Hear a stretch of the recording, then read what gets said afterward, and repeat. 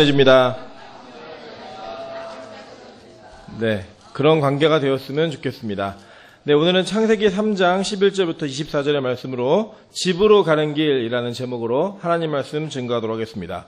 우리가 지난주에 살펴본 것과 같이 우리 인간은 하나님께서 창조하신 선하신 모습대로 원래 살아가야 했습니다. 그럼에도 불구하고 우리 인간의 타락이 시작되었고 그 타락을 보고 계셨던 하나님께서는, 알고 계셨던 하나님께서는 그것을 그대로 내어버려 주셨습니다. 이유가 무엇이었는가? 그것은 우리를 방치하고 버려둠이 아니라 오히려 더 높은 자리까지, 하나님께서 원하시는 완성의 자리와 인격의 자리까지 만들어 가시기 위해 우리의 타락을 허용하셨다라고 우리가 배웠습니다. 그러고 난 다음에 그 내용들을 우리 통시적으로 요한계시록까지 봤을 때는 그러한 놀라운 모습들로 변화되어지지만, 그러한 과정을 겪으면서 이 타락의 과정 속에 우리가 우리 자신의 모습을 확인하고 또 이 죄악으로 인해 나타난 결과들이 우리 자신에게 어떤 영향을 가지고 있는가를 바라보면서 우리가 어떤 모습으로 회복되어져야 되는지, 이런 모습들을 오늘 말씀을 통해 살펴보도록 하겠습니다. 오늘 이들은 원래 사랑하는 관계와 온전한 관계로 만들어진 하나의 인간이었습니다. 그래서 이 아담과 하와, 그 히브리어로는 이시와 이시라고 얘기하는 이 두 존재는 원래 한 존재로부터 나온 존재였습니다. 그렇기 때문에 이거는 불가분의 관계였다라고 하는 거예요. 그래서 이 남자가 여자를 처음 봤을 때 뭐라고 얘기했죠? 내 뼈 중에 뼈요, 살 중에 살이라 라고 하는 정말 영혼의 고백을 했습니다. 그럼에도 불구하고 죄를 짓고 났더니 그들이 두려워 숨은 이후에 하나님께서 너 그 나무 열매 먹었니? 알고 모르신 거거든요. 그랬더니 그 남자가 뭐라고 얘기했냐? 12절에 보니까 하나님이 주셔서 나와 함께 있게 하신 여자, 그가 그 나무 열매를 내게 주므로 내가 먹었나이다 라고 얘기했다라는 거예요. 이게 무엇입니까? 관계가 파괴된 겁니다. 원래는 사랑하고 아끼는 관계였음에도 불구하고 그들이 그렇게 서로를 비난하고 서로에게 책임을 돌려야 되는 관계가 되었다라고 하는 것입니다. 저도 이제 가끔 그런 거 봅니다. 이제 청년들이 많이 연애하고 좋아서 결혼해서 왜 결혼하니? 그러면 죄 없으면 죽을 것 같다고. 그런데 살다 보면 걔 때문에 죽을 것 같다고 이런 얘기를 많이 합니다. 이유가 무엇입니까? 이제 사랑이 변하고 마음이 변했기 때문입니다. 근데 그게 그 과정이 왜 이루어지느냐? 바로 죄 때문이라는 거예요. 죄 때문에. 죄로 인한 결과가 관계를 무너뜨리고 파괴한다라고 하는 겁니다. 여러분, 죄는요, 가족 간의 관계, 사랑하는 사람과의 관계, 여러 관계들을 파괴하는 힘이 있습니다. 그래서 그 힘은 우리가 제어할 수 있는 힘이 아니라 그 관계 속에서 어려움의 문제를 반드시 야기시키고 그 문제를 우리가 수습할 수 없는 그런 자리까지 가게 된다는 거예요. 가끔씩 이제 목회자다 보니까 어떤 문제가 생겼을 때 중간에서 그 문제를 해결해야 되는 입장에 설 때가 참 많이 있습니다. 그런데 대부분이 이렇게 얘기하십니다. 그래도 어떻게 얘기하냐면 저도 잘못은 하긴 했지만요 라고 얘기하면서 그 뒤는 다 상대방의 잘못입니다. 그러니까 서로에게 향한 손가락이, 서로에게 향한 비난이 자기 자신에게 집중되어지는 것이 아니라 오히려 상대방을 비난한다고 하는 거예요. 근데 여러분, 분쟁이 생기는 건요, 원래는 좋은 관계였기 때문에 분쟁이 생기는 겁니다. 애초부터 모르는 사이였으면 그런 분쟁도 생길 일도 없어요, 사실. 그럼에도 불구하고 우리가 하나님께서 내주신 그 좋은 관계가 왜 파괴되느냐? 바로 그 질서의 문제. 그러니까 그 죄가 우리의 관계 문제를 파괴하기 때문에 일어난다라고 하는 겁니다. 자, 그런데 여기 보면은 참 재밌는 내용들이 좀 보여집니다. 제가 이렇게 표로 하나 그려드렸는데, 이 표가 좀 잘못되긴 했습니다. 왜냐면 제가 설명하면서 이야기 드릴게요. 원래 하나님께서 인간을 창조하시고 이 세상을 창조하실 때 권위를 부여하신 권위가 있었어요. 그죠? 근데 그 권위가 첫 번째에는 남자에게 있었고 그 두 번째에는 여자에게 있었습니다. 이것은 성차별적인 차원에서 얘기하는 것이 아니라 지난주에 설명드린 대로 남자는 예수 그리스도로, 그리고 여자는 교회로 상징이 되기 때문에 그 권위에 대한 이미지가 다르다고 얘기했어요. 그래서 이 남자와 여자와 그리고 뱀, 마지막 짐승에게 그 권위를 부여하셨는데, 그 타락을 할 때에는 오히려 뱀이 여자를 꼬시고 그 여자가 남자를 설득해서 이 선악과를 먹게 되었다라는 거예요. 그래서 여러분, 교회 안에서 그리고 그리스도 안에서의 질서는 굉장히 중요한 의미를 지닙니다. 그런데 이 질서가 파괴되어지는 것, 그것은 바로 죄의 결과 때문에, 죄로 인한 타락의 영향으로 인해 생겨난다라고 하는 겁니다. 원래는요, 뱀이 여자에게 말을 걸면 안 됩니다. 그리고 이 여자는 남자에게 자기가 원하는 것을 강요해서도 안 되었습니다. 그럼에도 불구하고 이 타락의 결과는 질서를 무너뜨리는 것에서부터 시작했다라고 하는 겁니다. 그래서 성경에서 뭐라고 얘기하고 있느냐, 고린도전서 14장 40절에 보면 모든 것을 품위 있게 하고 질서 있게 하라라고 얘기했습니다. 교회에게 권면할 때 질서의 문제를 분명히 이야기했다라고 하는 겁니다. 여러분, 저는 개인적으로 이 빛가소금 교회에 아쉬움이 한 가지가 있다면 이런 겁니다. 다른 게 아니라 사실은 우리 영적 가장이 되어지는 우리 남성분들께서 기도와 헌신의 자리에 더 앞장서고 더 많은 모습으로 있어야 하는데, 그래서 제가 이 교회 와가지고 사실 제가 목사가 되기 싫었던 몇 가지 이유 중에 하나가 뭐였냐면, 음식점에 가면, 낮에 음식점에 가면 남자분 한 분과 여자분 다수가 들어오십니다. 그럼 100% 목사님이세요. 예, 다 권사님, 집사님 얘기하는. 저는 그냥 그 분위기가 너무 싫었습니다. 싫어가지고 제가 뭐 고등부 사역을 할 때도 그랬고 청년부 사역을 할 때도 그랬고 남자를 전도하고 남자를 양육하는 일에 굉장히 많은 심혈을 기울였습니다. 그 결과 남성복이 항상 있었기 때문에 지금도 기대하는 마음이 있습니다. 저는 이게 성가대도 남성 중창단 뭐 이런 거 있었으면 좋겠어요. 군가 부르고 막 이러면서 막 뭐 해병대 옷 입고 나왔고 막 찬양하고 특송하고 막 이러면 교회가 좀 전투적이고 막 이런 분위기가 저는 너무 좋습니다. 그러니까 이게 뭐 남녀 차별의 차원에서 아니라 제가 그냥 그런 분위기가 좋다라는 거예요. 근데 교회가 그 남성 중심의 힘이 사라지게 되면 사실은 전체적인 것들을 주도할 수 있는 역할에 있어서 굉장히 많은 기능적인 부분이 좀 언밸런스가 생깁니다. 저는 지난주에 저희 남전도회가, 남성교회가 응접실에 모여가지고 식사하고 난 다음에 지나가던 윤기쁨 집사님이 너무 보기 좋다고 사진을 찍어가지고 이렇게 올려줬습니다. 보신 분들 계시죠? 예. 모여 계시니까 굉장히 좋더라고요. 그래서 남성교회 분들은 예배가 마치자마자 바로 김밥을 드시고 이렇게 드시는 게 아니라 들고 응접실로 오셔가지고요. 같이 교제를 나누시면서 그 응접실이 가지고 있는 따뜻한 분위기가 있습니다. 오늘 또 뭐 하나를 또 설치해놨거든요. 또 가서 보시면서 하나님 은혜 가운데 야 남성교회에 이런 걸 주셨구나 하는 은혜를 누리셨으면 좋겠어요. 그럼 이제 여성교회가 마음이 좀 힘드시잖아요. 기다리십시오. 만들어질 겁니다. 여성교회에 은혜가 나눠질 수 있는 장소가 또 마련될 거예요. 청년부도 마찬가지고 다 마찬가지입니다. 그런데 이런 모든 관계 속에서 교회는 질서의 문제가 올바르게 세워져 있어야 된다는 거예요. 여러분, 이것은 단지 뭐 우리가 알고 있는 뭐 남존여비 뭐 이런 개념도 아니고요. 뭐 장유유서 뭐 이런 개념이 아니에요. 유교적인 예의의 차원에서의 질서를 얘기하는 것이 아니라 교회의 기능적인 차원에서의 질서를 이야기하는 것입니다. 그래서 교회의 가장 머리 대신 예수 그리스도, 그분을 넘지 않아야 하고, 또 교회는 말씀의 힘이 가장 강해야 합니다. 그래서 우리가 찬양을 하건 특송을 하건 광고를 하건 뭘 하든 간에 우리 모든 것들이 그 하나님의 말씀 앞에 집중되어지고 그 말씀을 잘 듣기 위한 그런 역할로서의 존재가 의미가 있는 것이지 단독적인 의미로 존재하는 게 아니라는 거예요. 그래서 오늘도 제가 성가대 찬양을 들으면서 참 은혜가 됐던 것은 지금 우리 교회에서 전해지고 있는 어떤 메시지, 그리고 또 오늘 본문의 내용과 너무나 부합한 내용들이 많았기 때문에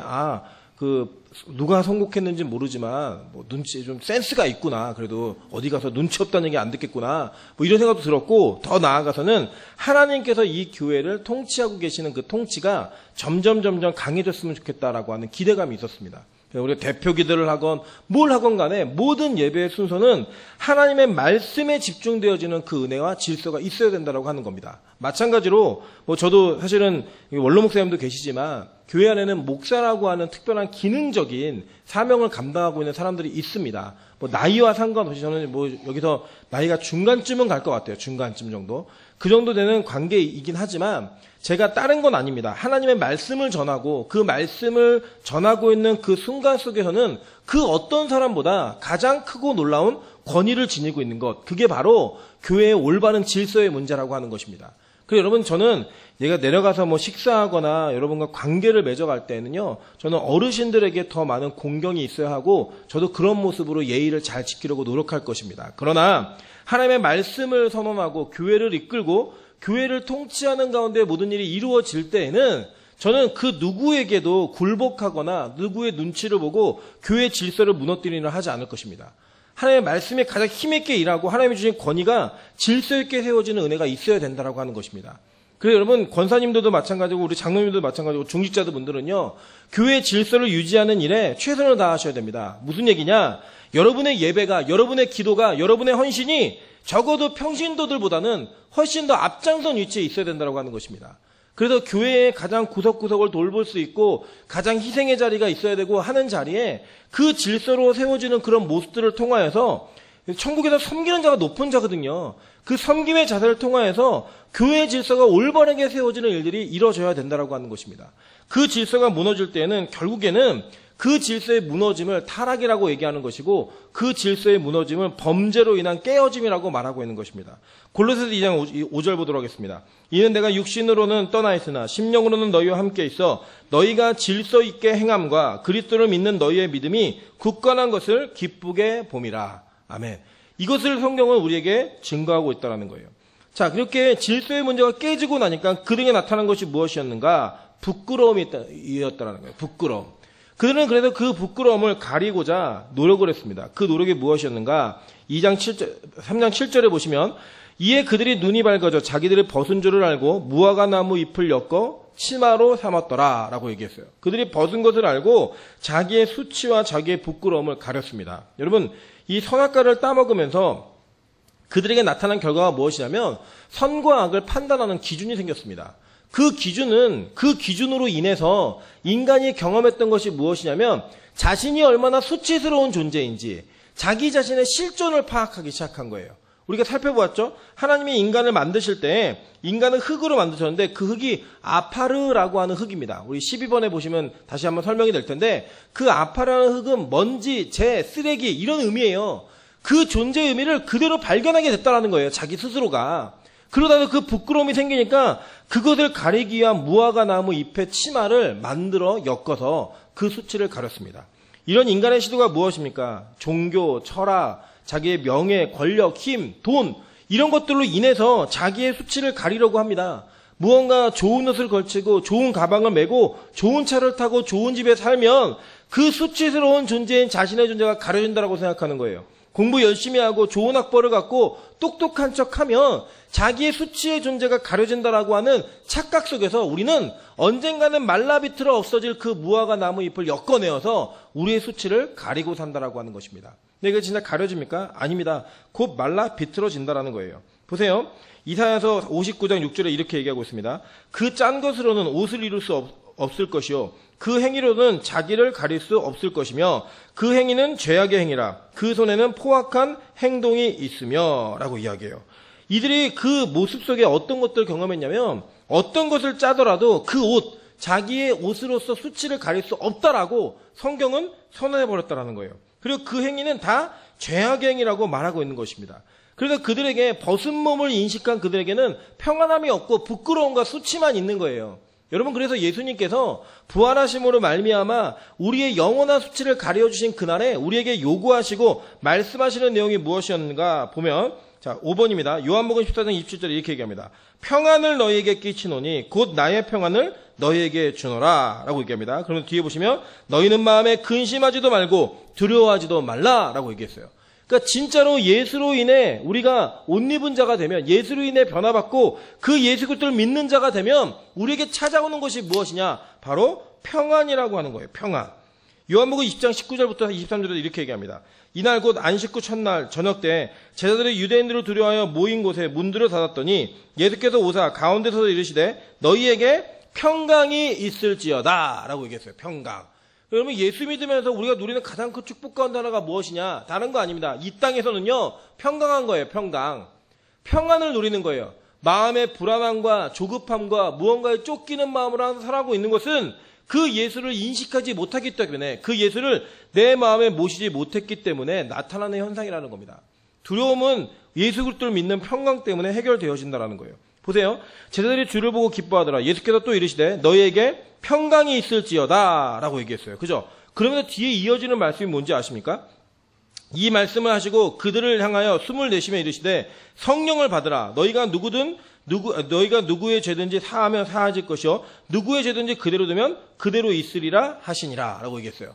죄의 문제가 해결되지 않으면 그 죄의 문제가 해결되지 않으면 반드시 두려움이 있다는 거예요. 그 두려움을 해결하는 방식이 무엇이냐? 성령을 받음으로 말미암아 해결되어지면 그 해결되어지는 것 가운데 나타나는 현상이 뭐다? 평강이 시작된다는 거예요. 평강이. 보세요. 요한일서 4장 17절부터 19절에 이렇게 얘기합니다. 이로써 사랑이 우리에게 온전히 이루어진 것은 우리로 심판날에 담대함을 가지게 하려 함이니 주께서 그러하심과 같이 우리도 이 세상에서 그러하리라. 사랑 안에 두려움이 없고 온전한 사랑이 두려움을 내쫓나니 두려움에는 형벌이 있음이라. 두려워하는 자는 사랑 안에서 온전히 이루리지 못하였느니라. 우리가 사랑함은 그가 먼저 우리를 사랑하셨음이라 라고 얘기해요. 그러니까 이게 뭐냐면요, 성경은요 두려움의 반대말을 사랑으로 얘기하고 있다는 거예요.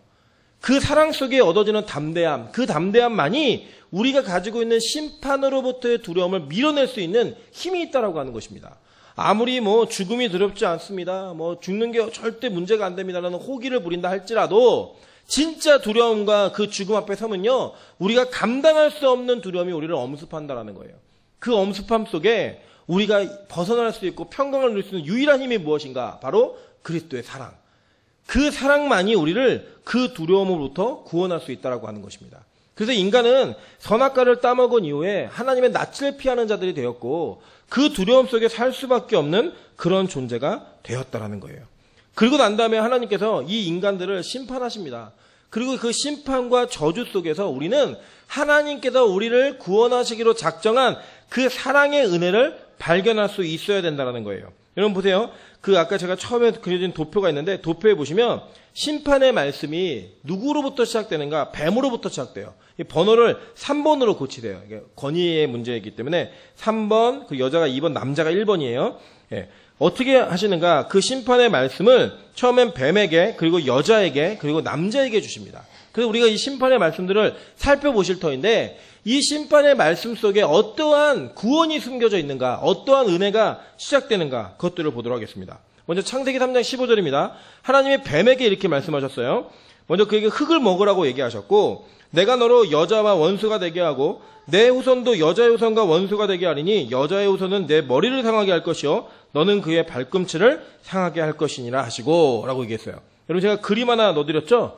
이 그림이 제가 인도 선교 갔을 때 인도 목사님들이 모이셔가지고 그 인터넷 선교를 하신다고 이런 성경의 이미지를 이렇게 만드시는 일들을 하시더라고요. 그래서 제가 몇 가지를 살펴보았는데 너무 인사이트가 좋은 것들이 많아가지고 이게 그림을 하나 허락을 받고 따왔습니다. 내용이 뭐냐? 여기 보시면 지금 그 다리가 하나 보이시죠?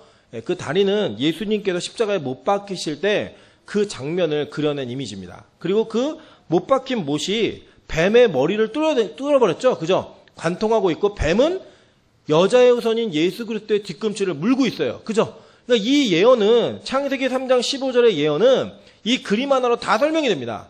그냥 예수 그리스도가 십자가에 못 박혀 달려 돌아가실 때 악한 마귀의 머리를 박살내어주는 그 사건, 그게 뭐예요? 죽음으로부터 영원한 부활과 자유와 생명을 얻어내는 그 사건을 성경은 이미 창세기부터 예언하고 있다는 거예요. 그래서 이것을 원시복음이라고 이야기합니다. 이 여자의 후손에 대한 것들, 그리고 또 여자가 이것으로 인해서 해산함을 이루어야 된다는 건 얘기하고 있는데 그걸 내용도 좀 보도록 할게요. 디모데전서 2장 14절부터 15절에 보니까 이렇게 얘기합니다. 아담이 속은 것이 아니고 여자가 속아서 죄에 빠졌습니다. 그러나 여자들이 만일 정숙함으로써 믿음과 사랑과 거룩함에 거하면 그의 해산함으로 구원을 얻으리라 라고 얘기했어요. 자, 여기서 이제 우리가 몇 가지 살펴볼 수 있는데 먼저 좀 재밌는 얘기 드리면 이런 게 있어요. 사실은 여기 보면은 여자에게 하나님이 16절에 임신하는 고통을 크게 하셨죠. 그죠? 임신하는 고통과 그리고 해산할 때 고통을 크게 하셨단 말이에요. 그래갖고 이제 여자가 원래는 애를 낳을 때 안 아팠어야 됩니다. 안 아프고 심각하게 아프지 않는데 임신과 해산이 너무 아픈 그런 걸 경험하게 된 거예요. 근데 이제 영국에서 이 무통분만제가 개발이 되었을 때 그 근본주의 신학자들이 이거 못 쓰게 했어요. 운동을 벌였는데 왜 운동을 벌였냐면 하나님이 여자들을 심판하시고 저주하신 내용 가운데 해산의 고통을 더하셨다는 거예요. 그걸 인위적으로 더는 것은 비성경적인 일이다라고 해갖고 그걸 못 쓰게 이렇게 의견을 냈습니다. 그랬더니 여자들이요 피켓을 들고 데모하러 나왔어요. 그럼 니들도 콤바인, 트랙터 다 없애고 농기구 갖고 호미 갖고 이렇게 짓든지 손으로 해라. 그래갖고 결국은 없었던 이야기로 다 합의를 보고 그냥 끝났습니다. 여러분 이것은요 그냥 단지 고통과 고난의 문제를 우리에게 주시기 위해 형벌로 주신 게 아니라는 거예요. 자 보세요. 여자가 속아서 타락을 했잖아요. 그죠? 여자가 속아서 타락을 했는데 그 여자가 속아서 타락을 한 결과로 인해 여자가 얼마나 힘들었겠어요. 세상의 모든 사람들이 이랬겠죠. 만약에 그 아담과 하와의 뭐 손자, 손녀 이쯤 돼가지고 아니 아버지 왜 우리는 이렇게 맨날 고생하면서 살아야 됩니까? 왜 어머니 우리는 이렇게 맨날 고생하면서 살아야 돼요? 그럼 뭐라 그러겠어요? 니네 할머니 하와가 그죠? 우리 보통 그러잖아요. 아빠 나는 이렇게 공부를 못해. 니네 엄마가 어렸을 때 공부를 못했단다. 이러면서 우리 계속 부모의 탓으로 막 돌리잖아요. 그것처럼 전 세계의 모든 인류가 다 누구 탓을 하는 거예요? 하와 탓을 하는 거예요. 하와 탓을. 그러니까 여러분 하나님이 어떤 은혜를 베푸셨는가? 남자의 후손이 아니라 여자의 후손이 뱀의 머리를 박살내는 사건을 허락하신 거예요. 우리 다음 주에 살펴보겠지만 그래서 창세기 4장에 보시면 그 1절에 이렇게 얘기해요. 아담이 그의 아내 하와와 동침함에 하와가 임신하여 가인을 낳고 이르되 내가 여호와로 말미암아 득남하였다 이렇게 얘기하잖아요. 근데 사실은 이 히브리어 원어 성경에는 여호와로 말미암아라는 단어가 없어요. 그러니까 원래 선언은 뭐냐면 내가 여호와를 낳았다예요. 그러니까 하와가 꿈꿨던 게 뭐냐면 내가 빨리 내 후손 하나님이 약속한 후손을 낳아갖고 나를 속인 그 뱀을 박살내야겠다. 이 생각밖에 없었던 거예요. 자꾸 낳는 거에 집중하는 거예요. 낳고. 그래서 구약 성경의 창세기에서는 그 낳음에 대한 연속을 계속 말합니다. 그리고 여러분 마태복음 1장에 족보 보시죠? 무슨 내용 나와요? 다 낳고예요. 그 낳음으로 말미암아 구원을 얻는 그 구원의 과정들이 여기에 은혜로 포함되어 있다는 거예요. 그 예수 믿는 자들이 뭐 하는 건가? 믿음의 자손들을 낳는 거예요. 계속. 그 낳음 속에 누가 나타나는가? 진짜로 여자의 후손인 예수 그리스도가 나타난 거예요. 아까 저 예수 그리스도가 뭐의 상징이라고 그랬죠? 아니 여자가 뭐의 상징이라고 그랬죠? 교회의 상징. 교회는 그 복음을 지켜가면서 그 지켜가는 복음 속에 누구를 계속 기다리고 낳기를 기다리는 거냐면 예수 그리스도 메시아가 오시기를 기다리고 있었던 거예요. 계속. 그리고 그 메시아가 오신 것이고 그 오신 메시아로 인해 우리의 삶 가운데 또 다른 후손들을 나아가면서 여자의 후손들이 뱀의 후손들, 악한 영들과 싸움을 통해 승리할 수 있는 그날을 꿈꾸면서 계속 사는 거예요. 언제 그 일이 진짜로 이루어지는가? 주님 다시 오시는 날. 새하늘과 새 땅이 있을 때 우리 성도가 이 세상을 승리하면서 그곳에 영광스럽게 입성하는 겁니다. 그게 복음이에요. 이 복음 안에 다 숨겨져 있는 거예요. 그러니까 보세요. 저주 같죠? 심판 같죠? 그러나 그 안에 하나님의 은혜가 시작되고 있다는 거예요. 여자로 인해 타락한 세상을 여자의 후손을 통해 구원하시겠다라고 하는 그 하나님의 거룩한 계획, 빅피처, 큰 그림이죠. 그 그림이 이루어지고 있다는 겁니다. 그래서 여러분 해산함으로 구원함을 얻는다 이 내용이 단지 여자가 출산을 해야지만 구원함을 얻는다 이런 개념이 아닌 거예요. 그러면 평생 독신으로 사는 사람은 구원 못 받나요? 불임이어서 아기 못 갖는 여자는 구원 못 받나요? 그거 아니라는 거예요. 오히려 그게 아니라 진짜로 우리 안에 그 후손을 낳는 해산함으로 구원 얻는다는 그 개념은 지금 우리에게 적용을 하면 여러분이 예수 믿는 자들, 여러분이 복음을 전함으로 말미암아 구원받을 하나님의 복음을 이어갈 자들을 계속 해산하는 고통을 갖고 낳는 거예요.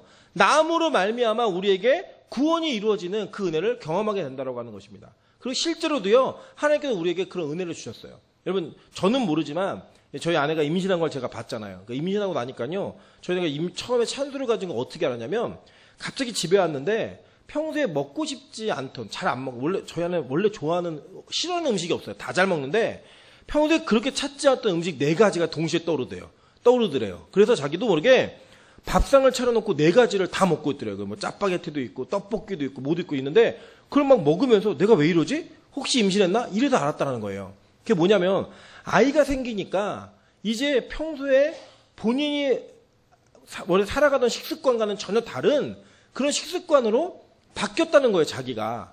그러고 나서는요, 저희 이제 찬수가 태동이 많이 없으면은 그 단 거를 먹으라고 얘기하고 저희 아내가 마지막 그 막달에 수박을 진짜 많이 먹었거든요. 지금도 찬수는 수박을 보면 막 난리가 나요.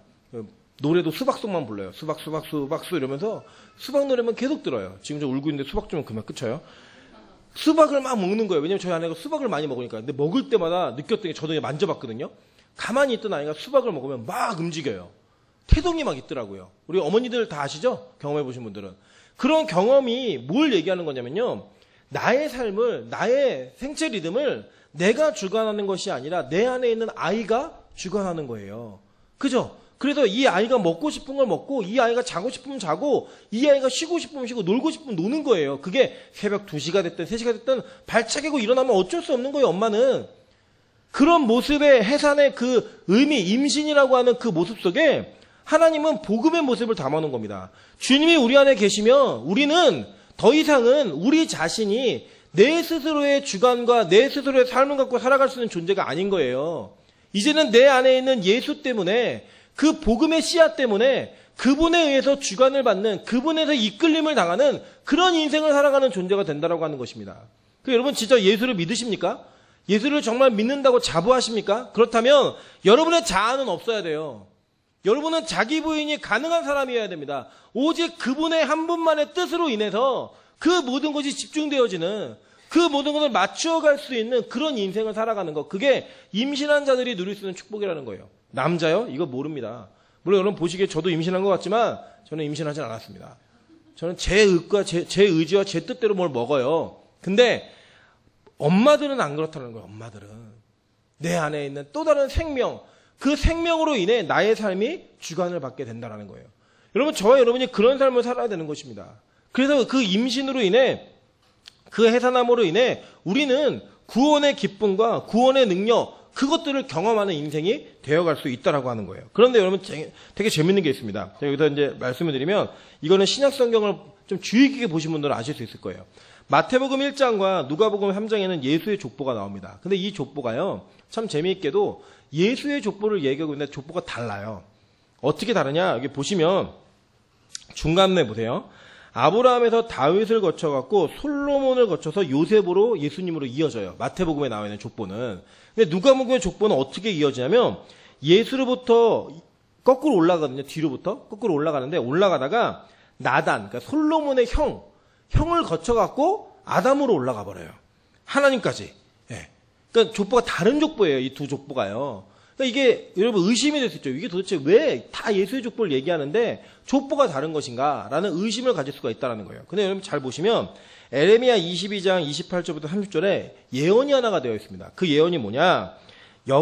이 사람 고니아는 천하고 깨진 그릇이냐, 좋아하지 아니하는 그릇이냐, 어찌하여 그와 그의 자손이 쫓겨나서 알지 못하는 땅에 들어갔는고, 땅이여 땅이여 땅이여 여호와의 말을 들을지니라. 여호와께서 이와 같이 말씀하시니라. 너희는 이 사람이 자식이 없겠고 평생 동안 형통하지 못할 자라. 기록하라. 이는 그의 자손 중 형통하여 다윗의 왕좌에 앉아 유다를 다스릴 사람이 다시는 없을 것임이라 하시니라 라고 얘기해요. 근데 이게 누구의 족보냐? 다윗과 솔로몬에 이어지는 족보에서 나온 사람이라는 거예요. 이 여고냐라고 하는 사람이 고니아라는 그 다른 표기로 되어 있는데, 그 사람이, 그러니까 이 마태복음의 족보는 성경의 예언에 의하면 실제로 그 족보를 통해서는 진짜 메시아가 나올 수 없는 족보인 거예요. 여러분 잘 보세요. 우리가 사도신경 고백하시잖아요. 거기 보시면 뭐라고 고백하죠? 성령으로 잉태하사 동정녀 마리아에게서 낳으시고 라고 얘기해요. 그죠? 그러니까 예수님은 실제로 마리아의 남편이었던 요셉과 관련이 있어요, 없어요? 없어요. 아무 관련이 없어요. 그래서 실제로 왕의 정통성, 실질적인 왕통은 마태복음 1장에 나오는 족보로 이루어져 있지만, 그 족보로 이루어진 그 족보 속에서는 메시아가 그 혈통을 따라 나올 수 있다 없다? 없다라는 거예요. 성경이 예언하고 있어요. 그래서 그 누가복음 3장에 나온 족보는 요셉의 족보가 아니라 마리아의 족보입니다. 마리아의 족보. 근데 그 당시에는 여자의 족보를 쓰지 않기 때문에 마리아의 남편 되었던 요셉을 그 족보에 끼워 넣으면서 이 족보에 대한 것들을 설명하고 있는 거예요. 근데 거기 보면 이 족보는 솔로몬, 다윗의 아들인 솔로몬이 아니라 다윗의 아들인 나단, 솔로몬의 형의 족보를 이어 내려가고 있는 거예요. 그러면서 이 족보의 마지막 종착지가 누구냐면, 물론 거꾸로 올라가 있지만 위에서부터 밑으로 내려오면 바로 그게 마리아라는 겁니다. 그 마리아의 후손으로서 예수 그리스도가 나옴으로 말미암아 실제로 법정적인 왕통이 이어지면서 그 왕통성에서 메시아가 존재하고 있는 거예요. 예수가 그래서 여자의 후손인 마리아에게서 태어나는 겁니다. 이해되셨죠? 무슨 말인지. 그러니까 이게 어떻게 중요한 거냐면, 창세기 3장 15장에 예언하고 있는 여자의 후손이라는 단어가 구약시대에는 이해가 안 가는 일이에요.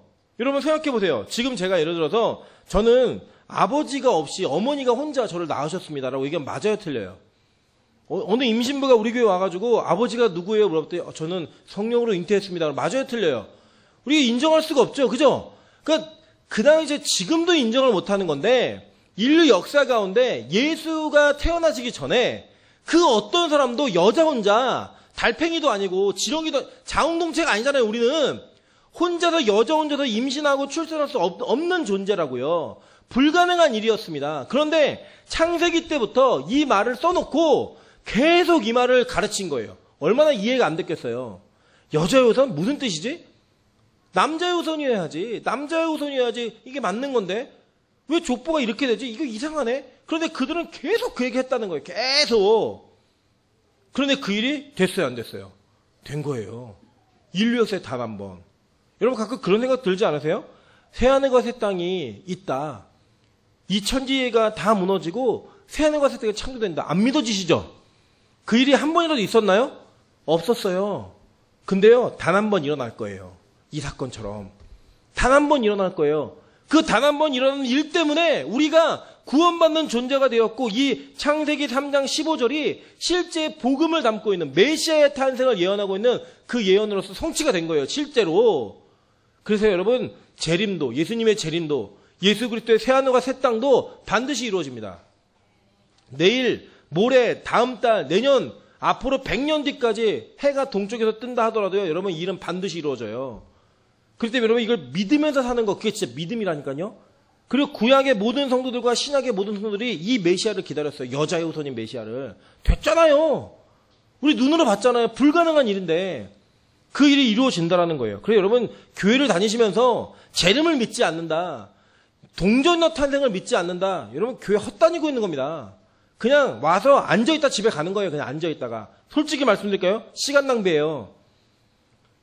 예수를요 믿고 그 말씀하신 예언이 성취가 되는 것을 통해 다음이 이루어질 걸 믿으시라니까요. 여러분 이게 참 재밌는 사건이에요. 예를 들어 제가 이런 거예요. 여러분 오늘 예배가 끝나고 나면 제가 오늘 1,000원씩 드리겠습니다. 그렇죠. 1,000원 드렸어요. 다음 주에는 여러분 10,000원을 드리겠습니다. 그럼 10,000원을 막 드렸어요. 진짜로. 그 다음 주에 제가 10만 원씩 드리겠습니다. 그래서 10만 원씩 막 드렸어요. 그리고 제가 그 다음 주에 100만 원 드리겠습니다. 그럼 교회 오실 거예요? 안 오실 거예요? 야 드디어 뻥을 치는구나. 이렇게 생각하실 것 같아요? 아니면 오실 거예요? 100% 옵니다. 왜 사기를 당하는 줄 아세요? 너 이만큼 빌려주면 내가 이자 줄게. 그러면 이자를 몇 달은 줘요, 계속. 그러니까, 진짜 주네? 그리고 더 큰 돈을 투자하는 거예요. 맞죠? 우리 인간은 그런 믿음을 갖고 있는 존재들이에요. 진짜로 여자의 후손의 일이 이루어졌다라면 새하늘과 새 땅도 있습니다. 믿으세요. 그 일이 진짜 있다니까요. 그냥 우리가 옛날 이야기, 판타지로 지나갈 이야기가 아니라 실제로 벌어진 사건이고 앞으로 벌어질 일들이에요. 그거를 믿게 하시기 위해 하나님은 이 예언의 일들을 그대로 이루어 가셨다라는 거예요. 여러분 보세요. 그러고 난 다음에는요. 하나님께서 남자에게 말씀하셨어요. 뭐라고 말씀하셨는가? 창세기 3장 19절에 보면 이렇게 얘기하십니다. 내가 흙으로 돌아갈 때까지 얼굴에 땀을 흘려야 먹을 것을 먹으리니 내가 그것에서 취함을 입었습니다. 너는 흙이니 흙으로 돌아갈 것이니라 하시니라 라고 얘기해요. 와, 그러니까 뭐냐면 원래는 그 흙이 제대로 만들어져 갖고 생명이 돼서 살아있는 존재가 됐는데 하나님이 너 타락했으니까 다시 흙으로 가라는 거예요. 그리고 거기서 농사 지어야지만 먹고 살 수 있다는 거예요. 그게 지금 남자들이 그렇게 열심히 일하는 겁니다. 막 이게 막 허리가 아프고 막 부서지고 이럴 정도로 열심히 일하는 거예요. 어쩔 수 없이 먹고 살려고. 그렇게 흙으로 돌아가라고 얘기했어요. 저주 같죠? 그죠? 근데 여러분 잘 보세요. 하나님이 이거예요. 우리가 만들어진 상태에서 타락하면 영원히 죽는 존재가 됩니다. 그죠? 그래서 원래 처음으로 돌아가라는 거예요. 그러면 내가 다시 시작하겠다는 거예요. 그래서 이루어지는 게 뭐냐? 새 창조가 이루어지는 거예요. 그래서 진짜로요. 사람이 죽으면 흙으로 돌아갑니다. 여러분을 태워서 버리든 뭐 다시 묻든 우리는 흙으로 돌아가게 돼 있어요. 그래서 자꾸 부서지는 거예요. 우리 흙으로 만들어졌기 때문에. 근데 그 흙이 되잖아요. 그럼 흙으로부터 어떤 일이 이루어지느냐? 주님 다시 오시는 날 다시 창조되어지는 은혜가 나타납니다. 그때는요, 여러분, 지금의 몸이 아니에요. 영광스러운 몸이에요. 혹시 뭐 저처럼 탈모가 있으신 분들 걱정하지 마세요. 그때는 풍성한 머리 수술을 가지고 올라갑니다. 네. 지금 뭐 장애가 있다고요? 걱정하지 마세요. 그 땅에서는요, 그런 거 하나도 없는 온전한 몸의 형태로 우리가 완성되어진 가장 영광스러운 몸으로 그 땅에 올라간다는 거예요. 멋지지 않습니까? 그러니까 저주 같지만 저주가 아니에요. 다시 시작하는 리셋하고 새 창조가 이루어지겠다는 하나님의 분명하고 확실한 약속이라는 거예요. 그리고 여러분 보세요. 하나님의 이 땅에서요. 우리의 벗은 몸을 가리었던 무화과 나무 잎이 떨어질 걸 아시고요. 가죽옷을 지어 입히셨어요. 보세요. 21절 보세요. 뭐라고 얘기하느냐. 여호와 하나님이 아담과 그의 아내를 위하여 뭘 입히셨어요? 가죽옷을 지어 입히시니라 라고 얘기했어요. 그죠? 이 가죽옷은 히브리어로는 케도네트라는 뜻인데, 단어인데 이 단어의 뜻이 뭐냐면 긴 옷이란 뜻이에요. 그러니까 비키니를 입히신 게 아니에요. 부끄러운 부분만 살짝 가리는 옷을 입히신 게 아니라 긴 옷을 입히셔가지고 우리의 부끄러움을 전체를 다 덮어주신 거예요. 근데 이 가죽옷을 입히셨다라고 하는 건 뭐냐면 여러분 누군가 짐승은 죄를 짓지 않았어요. 뱀만 죄를 지었죠. 그죠? 뱀은 죄를 지었고 남들은 아무 짐승은 죄를 짓지 않았는데 하나님은요. 우리 인간의 부끄러움 때문에 지은 죄가 없는 짐승 중에 하나를 죽이셔가지고 그 죽인 짐승의 가죽을 우리에게 입혀버리셨어요. 원래 누가 죽어야 돼요? 우리가 죽어야 됐어요. 그런데 그 짐승의 가죽을 벗겨서 우리를 입히심으로 말미암아 피 흘림으로 인해 내가 죽어야 되는 죽음을 다른 존재가 감당하게 하셨다는 거예요. 그래서 성경은 이 사건을 통해 우리에게 분명한 것들을 얘기하고 있습니다. 자 보세요. 이사야서 64장 6절을 보면 무릇 우리는 다 부정한 자 같아서 우리의 의는 다 더러운 옷 같으며 우리는 다 잎사귀같이 시들물어 우리의 죄악이 바람같이 우리를 몰아가나이다. 뭐예요? 우리가 입은 옷은 다 더러운 옷이고 우리가 무화과 나무 잎을 해서 입어도 다 말라비틀어 없어진다라는 거예요. 실제로 다른 성경에 보면 이런 내용들이 에레미야에 또 나와요. 지면에 한 개는 제가 실치를 못했지만 우리 무화과 나무 잎도 다 시들고 없어진다고 얘기해요. 그런데 하나님이 가죽옷을 입혀줬어요. 근데 그 가죽옷은 뭘 상징하고 있는 것인가? 로마서 13장 14절을 보겠습니다. 오직 주 예수 그리스도로 뭘 입으라고요? 옷을 입으래요. 그래서 정욕을 위하여 육신의 일을 도모하지 말아라. 너희의 부끄러움을 그리스도의 옷을 입음으로 말미암아 너희가 원래 살던 존재, 그 부끄러움대로 살아가야 되는 그 존재 속에서 해방함을 얻으라고 말하고 있는 거예요. 갈라디아서 3장 27절 볼게요. 누구든지 그리스도와 합하여 세례를 받은 자는 그리스도로 옷 입었느니라. 이 죽은 가죽옷을 입은 그 죽은 짐승이 그리스도를 상징하고 있다는 거 명백해졌죠. 그죠? 그리스도로 옷 입으라는 거예요. 그리스도로. 보세요. 베드로전서 4장 1절에도 얘기합니다. 그리스도께서 이미 육체의 고난을 받으셨으니 너희도 같은 마음으로 갑옷을 삼으라. 그러면 뭐라고 해요? 이는 육체의 고난을 받은 자는 죄를 그쳤음이니. 갑옷이 된다는 거예요. 그리스도로 갑옷을 입는 그 은혜가. 그 다음에 이 그리스도로 입은 옷이 나중에는 실제로 어떻게 벌어지는지 보시겠습니다. 계시록 19장 8절에 보면 그에게 성도에게요. 빛나고 깨끗한 세마포 옷을 입도록 허락하셨으니 이 세마포 옷은 성도들의 옳은 행실이로다 하더라.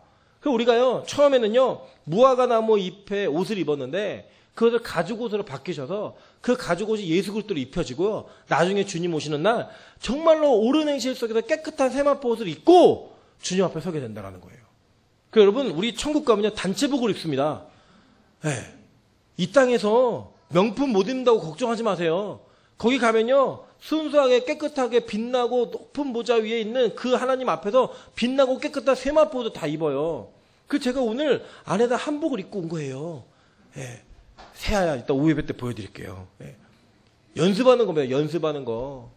우리 성가대 여기 옷 입었잖아요. 이 성가대 옷. 원래 이거는 왜 입었냐면 원래 이 옷을 입은 출처는 이 옛날에 성가대가 막 시작되고 교회가 시작될 때 사람들이 옷이 너무 낡아갖고 이렇게 안 좋으니까 성가대 옷을 입어가지고 그 옷들을 가리기 위한 목적으로 시작이 된 거예요.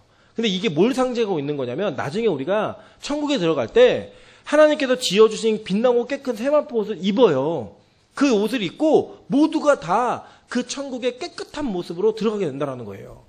그러니까 뭐 여기서 너무 뭐 예쁘게 입고 멋지게 입고 신경 쓰지 마세요. 주님 오시는 날 다 끝나요. 예, 다 끝나고 그냥 세마포 하나 입고 있는 거예요. 근데 그 옷이 너무 좋은 옷이에요. 이 세상 어떤 명품과도 비교할 수 없는. 또 거기서 리폼한다 그러지 마시고 그냥 입혀주신 대로 입으면서 하나의 은혜를 그냥 누리면 되는 거예요. 여기 지금 입고 있잖아요, 이렇게. 예. 벗겨놓으면 얼마나 추한지 아세요? 딱 입어놓으니까 멋지잖아요. 예. 몸매도 좀 가려지고, 그죠? 예. 옷이 막 색양각색인 것도 막 다 가려지고. 그런 은혜가 우리에게 나타난다라고 하는 거예요. 여러분 보세요. 이렇게 하나님께서는 심판 속에서도 그 저주 속에서도 하나님의 구원의 은혜를 시작하셨어요. 여러분 율법은요 우리를 죽이는 게 목적입니다. 근데 그 율법에 죽임당하는 그 순간 우리가 뭐가 시작되느냐? 구원이 시작되는 거예요. 율법 앞에서 와, 나는 더 이상 아무것도 할 수 없는 존재이구나. 나는 끝난 존재이구나 라는 걸 인정했을 때 그때서야 비로소 예수의 복음이 시작되는 거예요. 여러분 자꾸 괜찮은 사람인 척하지 마세요. 여러분의 죄가 폭로되고 드러날 때 그냥 그것을 기쁨으로 여기세요. 아, 하나님이 나를 구원하시기로 작정하셨구나. 나로부터 인해 나의 죄를 해결하시기로 작정하셨구나. 그걸 기대하면서 나아가는 것, 그게 바로 우리가 올바르게 서는 모습이라는 거예요. 그래서 여러분 잘 보세요. 세상은요, 우리가 죄를 지을 때 죽으라고 손가락질합니다. 근데 부모는요, 아이가 잘못했을 때 그 아이를 징계하더라도 죽으라고 징계하지 않아요. 그걸 고치기 위해 징계하는 거예요. 여러분 때때로는 죄로 인해서 하나님께 주시는 고난을 당할 때가 있어요. 그걸요, 죄의 대가를 치른다고 얘기하지 마세요. 죄의 대가는 죽음이에요. 죄의 대가는 뭐 몇 대 맞고 끝나는 정도가 아니고요, 죄의 대가를 치르는 유일한 길은 죽어야 되는 거예요. 하나님이 우리를 징계하시고 우리에게 매를 드시는 이유가 무엇이냐? 우리에 대한 죄의 대가를 치르기 위함이 아니라 우리를 살리기 위해서, 우리를 다시 시작하게 만들기 위해서, 고치기 위해서 그 일을 시작하신다는 거예요.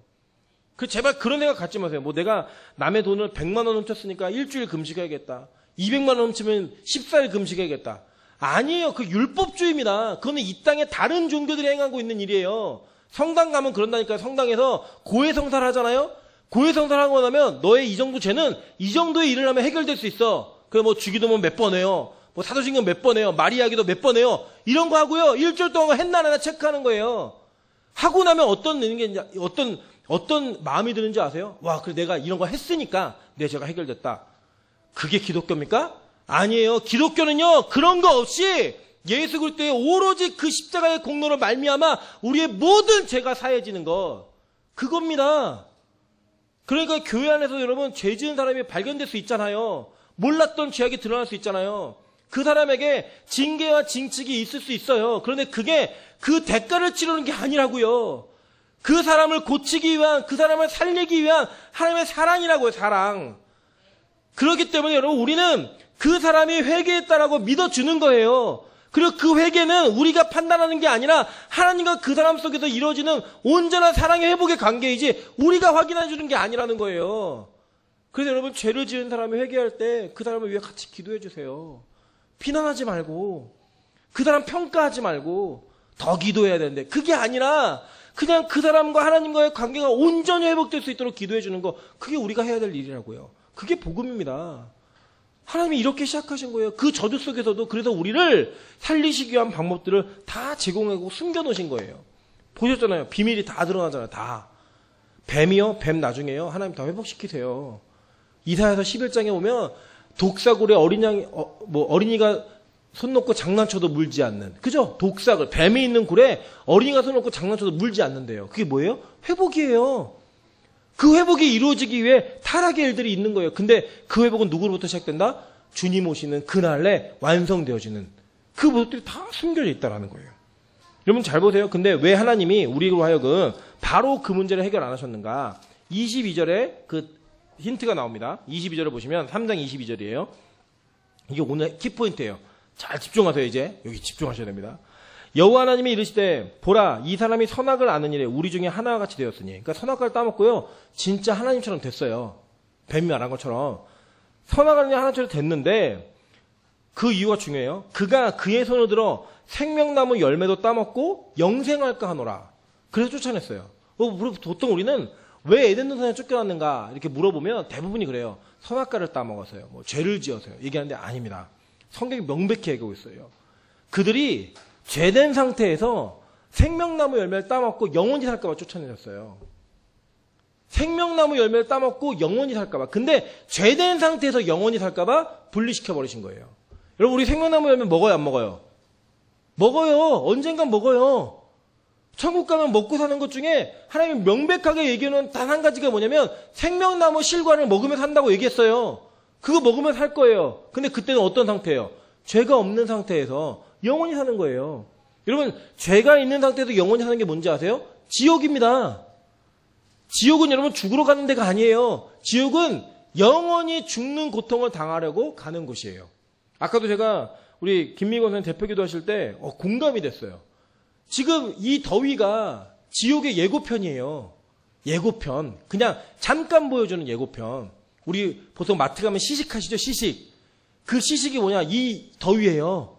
쪄 죽이려고 하는 그 더위. 근데 여러분 보세요. 지옥은요. 안 죽어요. 그런데 뜨거워요. 풀못불 같다고 했어요. 불못이라고 얘기했어요. 불못. 거기에 영혼이 사는 거예요. 그래서 제가 지난번에 말씀드렸잖아요. 지옥을 잠깐 경험해보고 싶다. 라이터로요. 여러분 그냥 손에 대고 계시면 돼요. 뜨거워 하잖아요. 그게 그냥 내 주변을 다 덮고 있는 거예요. 그냥. 근데 안 죽어요. 그게 좋은 거예요? 차라리 죽어야 안 좋은 거죠? 죽어야 좋은 거죠. 차라리 안 죽어요. 그 상태가 어떤 상태냐? 죄된 상태에서 영원히 사는 상태인 거예요. 하나님이요. 그래서 분리시켜버렸어요. 그러면서 어떤 일을 행하셨는가? 24절 보세요. 이와 같이 하나님이 그 사람을 쫓아내시고 에덴 동산 동쪽에 그룹들과 두루 도는 불칼을 두어 생명나무 길을 지키게 하시니라 라고 얘기했어요. 그죠? 그러니까 쫓아내신 장면을 얘기하는데 그냥 쫓아냈다고 끝난 게 아니라 되게 구체적으로 말씀하셨어요. 자, 제가 그걸 이제 도표로 그려놨습니다. 도표로. 자, 먼저 그 두 번째 장에 맨 오른편을 보시면 그림이 보이시죠? 그죠? 그 위에 보시면 제가 성경 오늘 3장 24절을 글로 써놨어요. 에덴 동산이 있고요. 거기에 생명나무가 있어요. 선악과는 이제 따먹었으니까 이미. 그리고 그룹으로 지키고 있고 길이 있고 화영검이 있어요. 불칼. 그죠? 불칼은 뭐냐면 불 붙은 칼이에요. 네, 불칼. 불이 붙어 있는 칼. 그리고 동쪽으로 쫓겨갔어요. 그죠? 자, 그런데 하나님이 이것을 어떻게 회복시키겠다라고 정확히 우리에게 이미지로 주신 게 뭐냐? 성막이에요.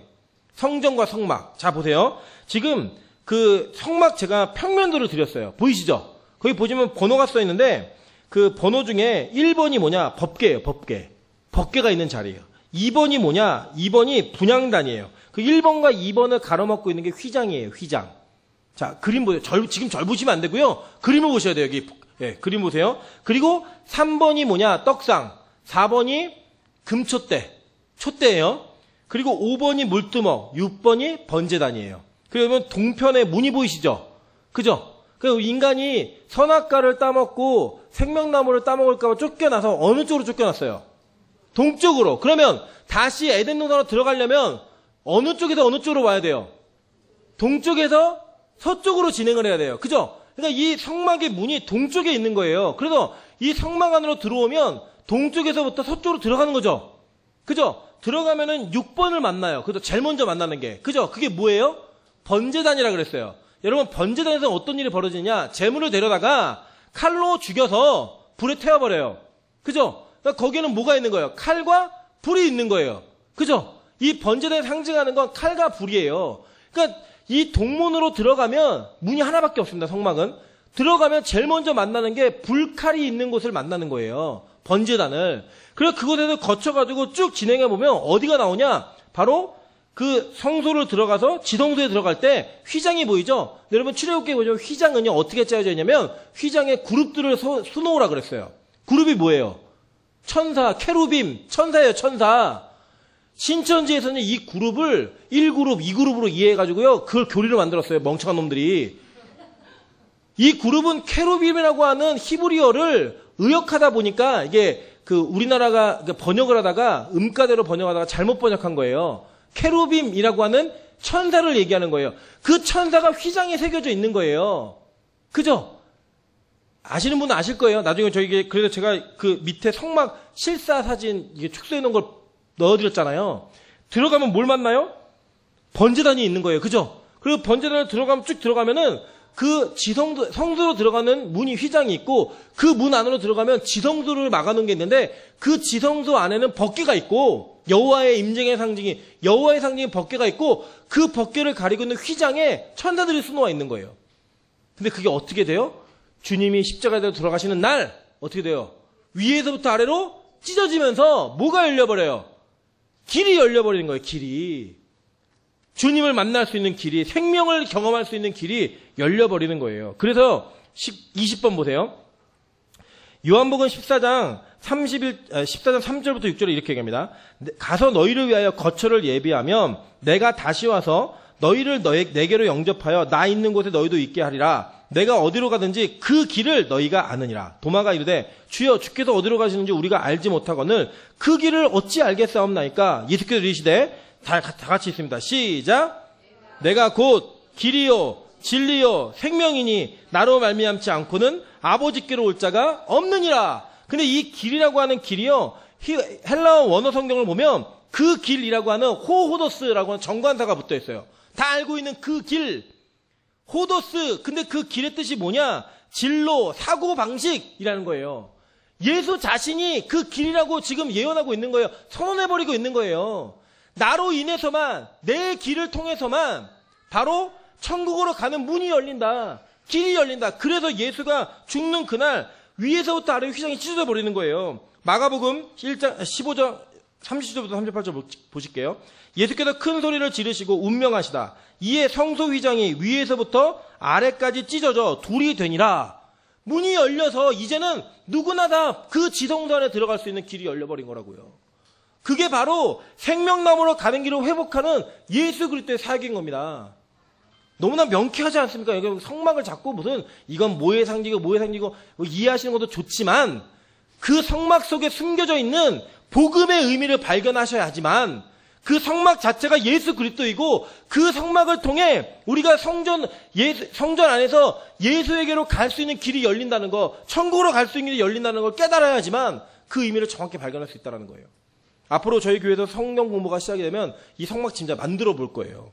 만들어 보면서 이 길이 어떻게 열리는가, 이 길이 우리에게 무슨 의미가 있는가 다 발견하게 될 거예요. 발견하고 하면요, 성경을 보는 눈이 열려요. 여러분, 저는 성경을 연구하면서 느끼는 게 뭐냐면 성경 이게 진짜예요. 이건 누가 맞춰서 이렇게 쓸 수가 없어요. 한 사람이 써도 오류가 있는데 40여 명의 저자가 썼음에도 불구하고요, 이렇게 톱니바퀴 맞아 들어가서 다 맞아요. 이 나중에 여러분 성막에 이 3층 천도 다 포함되어 있고요. 이 성막에 예수 그리스도의 상징이 다 담겨 있습니다. 진짜로요.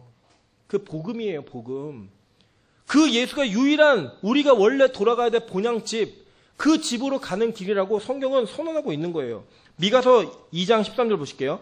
길을 여는 자가 누구예요? 예수가 그들 앞에서 올라가고 그들은 길을 열어 성문에 이르러서 그리로 나갈 것이며 그들의 왕이 앞서가며 여호와께서는 선두로 가시리라. 먼저 가신 거예요. 그 길로. 그 죽음 속에서 영원한 생명으로 가는 길을 먼저 가신 거라고요. 그래서 히브리서 10장 19절부터 20절에 이렇게 고백하는 겁니다. 그러므로 형제들아 우리가 예수의 피를 힘입어 성소에 들어갈 담력을 얻었나니 그 길은 우리를 위하여 휘장 가운데로 열어놓으신 새로운 살 길이요 휘장은 곧 그의 육체니라. 여러분, 우리가 왜 이렇게 예배드리고 있는지 아십니까? 여러분, 이렇게 왜 예배를 쉽게 드리면서 하나님께 직접 기도할 수 있는지 아십니까? 예수의 죽음 때문이에요. 근데 그 죽음을 이해하지 못하고 그 죽음을 믿지 못하고 그 복음을 깨닫지 못한 채 여기 앉아서 예배드리고 있는 여러분은 진짜로 하나님의 최고의 영광이고 최고의 축복이고 그 저주 가운데서 우리를 살리신 그 은혜를 충분히 누리지 못하는 안타까움 속에 있는 자들이라는 거예요. 여러분, 예수 외엔 답이 없습니다. 예수 외엔 답이 없다니까요. 우리 일부 시간에도 본문을 나누었는데 히브리서에 보면요, 히브리서에 말한 거 딴 거 아니에요. 첫사랑 회복하라는 거예요. 근데 방법이 뭔지 아십니까? 다른 거 아니에요. 오직 예수예요. 예수만 가르쳐요. 예수만 이야기해요. 그게 교회입니다. 그게 복음이고요. 그게 설교해야 돼요. 여러분, 설교를 듣고 났는데 그 설교를 듣고 나서 와, 목사님의 삶이 잘 이해가 됐다. 우리 교회가 잘 이해가 됐다. 설교 잘못한 거고 잘못 들은 거예요. 오늘 어떤 예화가 재밌었다. 잘못 들으신 거예요. 듣고 나서 남아야 되는 게 뭐냐? 오직 예수 그리스도. 그래, 그분만이 길이시구나. 그분만이 내가 그분만을 붙들어 살 수 있겠구나. 이것을 경험하고 이것을 고백할 수 있는 거, 그게 진짜 예배고 그게 진짜 복음인 것입니다. 저는 우리 빛과 소금의 교회가 매번의 예배가 진짜 예배가 되기를 소망합니다. 매번의 복음이 진짜 복음이 되기를 소망합니다. 매번의 예배 가운데 여러분의 영혼이 진짜 살 길이 무엇인지를 깨닫는 그런 은혜가 있기를 바랍니다. 교회는요, 교양놀이 하는 것이 아니에요. 교회는 교회 놀이하는 것이 아니에요. 여기는 여러분이 살 길을 제공해 줄 수 있고 여러분의 살 길이 무엇인지를 알려주는, 여러분 생명이 살아나는, 죽음으로 퇴방되는 일이 벌어지는 그런 역사적인 현장의 사건입니다. 그 현장이에요. 그 현장 속에 여러분 기쁨을 누리십시오. 그 현장 속에 여러분 은혜를 누리십시오. 여러분, 저는요, 제가 준비한 설교를 여러분이 존다고 마음 아프지 않아요. 진짜 괜찮아요. 저는 좋은 설교자가 아니기 때문에 전 충분히 이해합니다. 그리고 성경에 보면요, 바울이 설교할 때도 졸았어요. 유두곤 죽었습니다, 심지어는. 그 정도로 졸았어요. 저는 적어도 제 설교다 아직 죽은 분 없어요. 졸다가 죽은 분 없어요. 그 위안이 됩니다. 그래서 저는요, 뭐 제 설교 존다고요, 속상하지 않아요. 근데요, 뭐가 속상하냐면, 일주일에 한 번 오시는 분도 계시거든요. 진짜 말 그대로 썬데이 크리스찬도 계시거든요. 그분들이요, 진짜 복음을 듣기 위해서 예수만을 선포할 때 그 선포되는 복음을 듣지 못하고 졸고 계실 때 진짜 마음이 힘들어요. 여러분, 일주일에 한 번 나오는 예배로 여러분 진짜 여러분의 생명의 살 길이 열린다고 생각하십니까?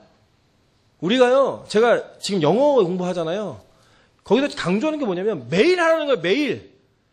매일 영어를 쓰라는 거예요. 그래야지만 그게 자기의 언어가 된다고 얘기해요. 진짜 공부를 시작하면요, 적어도 2-3시간은 공부해야 돼요. 한 번 숙제를 시작하면. 근데 매일 있어요, 그 숙제가.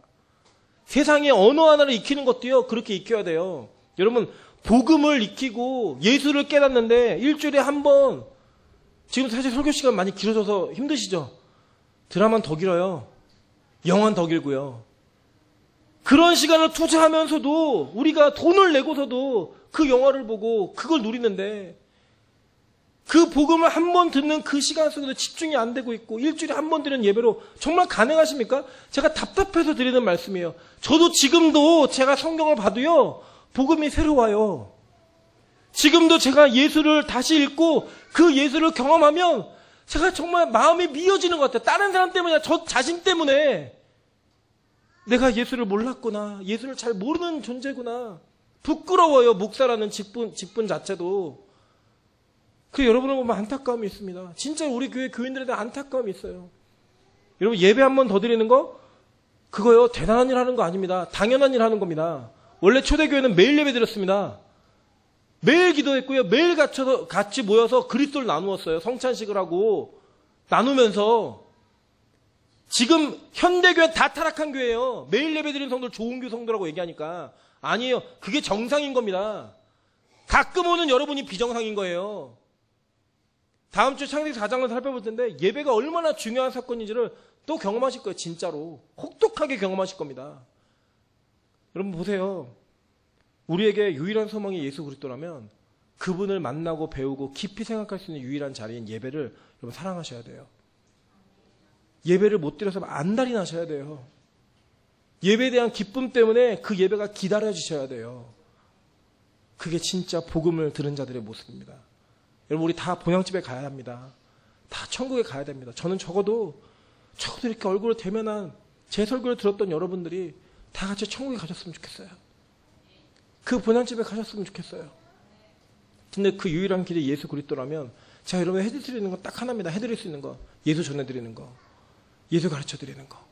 오늘도 그 복음을 붙드시다가 그 길로, 그 집으로 가는 그 여정 가운데 예수와 함께 동행할 수 있는 저와 여러분 되시기를 주님의 이름으로 축원합니다. 같이 한번 통성으로 기도하겠습니다. 하나님, 우리가 말은 얘기했지만, 예수 믿는다고 말했고, 그 예수가 내 생명이라고 얘기했고, 고백은 그렇게 많이 했지만, 실제로 그 예수가 나의 생명되고 있는지, 내가 진짜 그 길을 걸어가고 있는지, 예수가 그 유일한 살 길이라고 믿고 있는지 다시 한번 점검하는 은혜가 있게 도와주십시오. 그래서 그 예수를 깊이 묵상하고 그 예수 때문에 숨 쉴 수 있고 그 예수 때문에 살아갈 수 있는 존재가 될 수 있게 도와달라고 우리 주여 한번 그 외치네 통성으로 같이 한번 기도하도록 하겠습니다. 주여!